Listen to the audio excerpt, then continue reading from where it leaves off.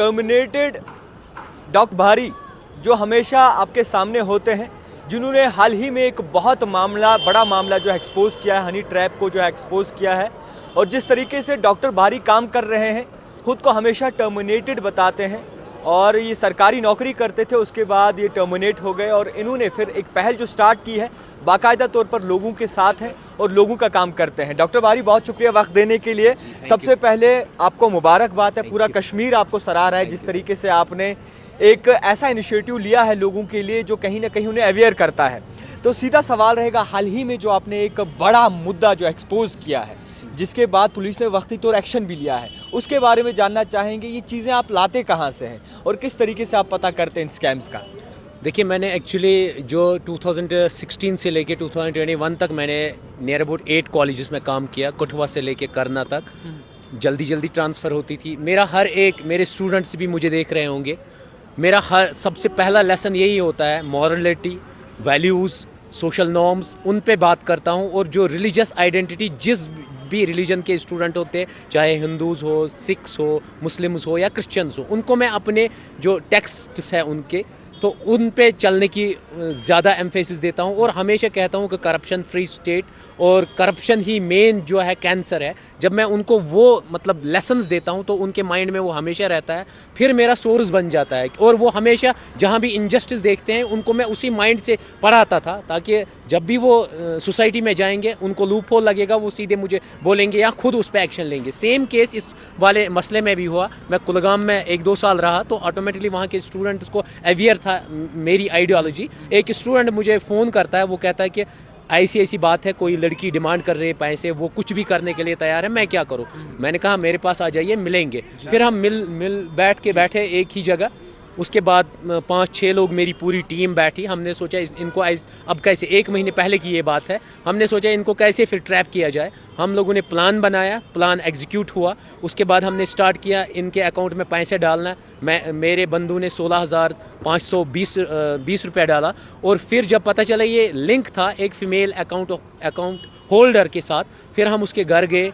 हम उस ब्रांच में भी पहुंचे, J&K बैंक का मसला था, उसके ब्रांच में पहुंचे, वहां से उसका अकाउंट निकाला। अकाउंट डिटेल्स निकालने के बाद उस लड़की के घर जब पहुंचे तो हमें बहुत धक्का लगा, बहुत शौक। वो लड़की 1 साल से ट्रॉमा में है, उसको ये एक्सप्लॉइट कर रहा था साकिब। और उसके बाद उसने बताया कि मेरे घर वालों से उसने 80,000 रुपये ठगा, मुझे एक्सप्लॉइट किया, मुझे धमकियाँ दिए, मुझे थ्रेट दिए कि एनकाउंटर कराऊंगा। बहुत सारी इमोशनल कार्ड खेला, फिर थ्रेट दिए और बहुत सारी चीज़ें।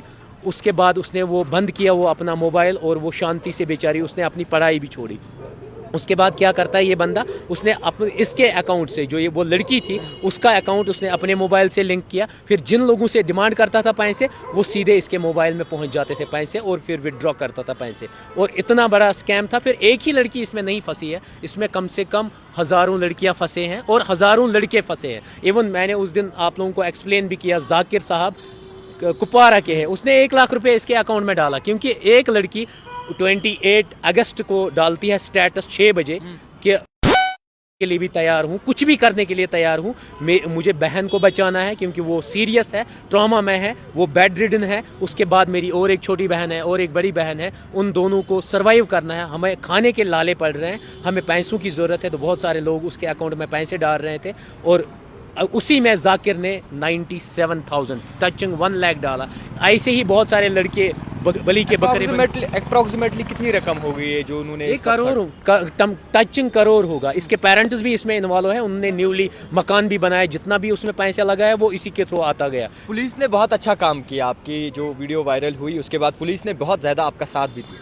देखिए, जितने भी एडमिनिस्ट्रेटिव डिपार्टमेंट हैं उनमें मैं पुलिस को ही बेस्ट मानता हूं। क्यों मानता हूं? क्योंकि उसमें ऑनेस्ट हमारे डीजी साहब आ गए और बहुत ऑनेस्ट ऑफिसर, उनको मेरा सल्यूट। जितने भी ऑनेस्ट ऑफिसर्स हैं उनको मेरा सल्यूट पुलिस डिपार्टमेंट में, क्योंकि उन्होंने तुरंत विदिन 24 आवर्स में उसको बुक किया और जितने भी कॉग्निजेंस लिया और जितने भी एविडेंस हैं उन पे काम करना स्टार्ट कर लिया और उसको कड़ी से कड़ी सज़ा दी। इससे पहले मैंने दूसरे एडमिनिस्ट्रेटिव सेटअप में, जैसे कश्मीर यूनिवर्सिटी का मसला था, हायर एजुकेशन का मसला, JKPSC का मसला है, उन्होंने ऐसे लूप होल्स को छोड़ दिया।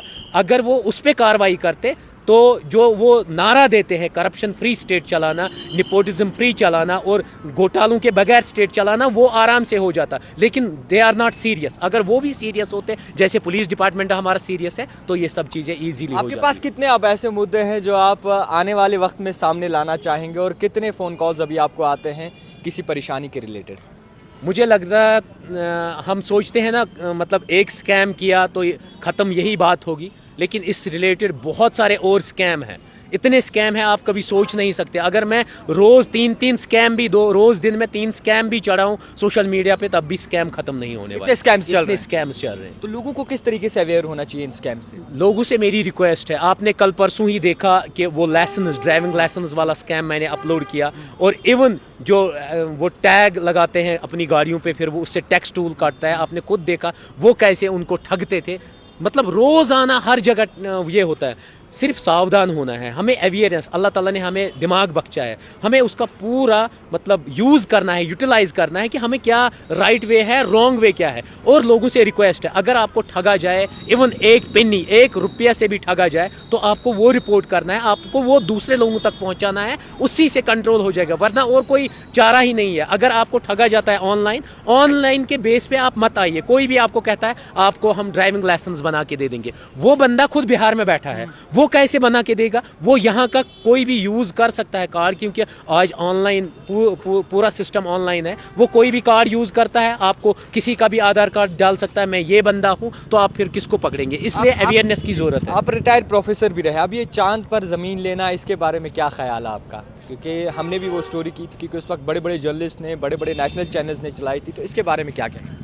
देखिए, मैं जोग्राफिया का स्टूडेंट रह चुका हूँ, और मुझे ये जितने भी सेलेस्टियल बॉडीज़ है, जो हमारा यूनिवर्स है, इसके बारे में जानता हूँ। और इवन आप मुझे ये बता दीजिए, चांद है, चांद पे अगर हम ज़मीन ले रहे हैं, अगर आप वहाँ का नाइट का टेम्परेचर देखेंगे तो वो भी आपको पता होगा, और डे में जब चांद नहीं निकलता है उन दिनों क्या होता होगा। बहुत सारे प्रोसेसेस है जोग्राफिया में जो आप जनरल पब्लिक नहीं समझ पाएगी। जो जोग्राफी के स्टूडेंट्स हैं वो समझ पाएंगे। अगर आपने कहीं भी वहाँ पर, क्योंकि वहाँ पर सेटलमेंट नहीं था। जब अगर हम रिलीजन को ले लेंगे, जब पहला फर्स्ट ह्यूमन बीइंग अर्थ पे आया होगा, तो उसने क्या कोई पर्टिकुलर ज़मीन का पैच लिया होगा? नहीं लिया होगा, क्योंकि उसके लिए पूरी ज़मीन ही उसकी थी। अब ये एक एक पैच ले रहे हैं, क्या उसके कागज़ बन सकते हैं? क्या ये पॉसिबल है कि वो रेवेन्यू रिकॉर्ड में है? बहुत सारी प्रॉब्लम्स इसमें हैं। ये सिर्फ रजिस्टर कर रहे हैं अपने आप को, फिर वहाँ से इनको, क्योंकि इसमें एक बहुत बड़ा फॉरेन का एक स्कॉलर था, उसने UN को लिखा, बाकी लोगों को लिखा कि अगर जितनी भी सेलेस्टियल बॉडीज़ है क्या वो हमारी हो सकती है? उन्होंने सीधे उसको बता दिया कि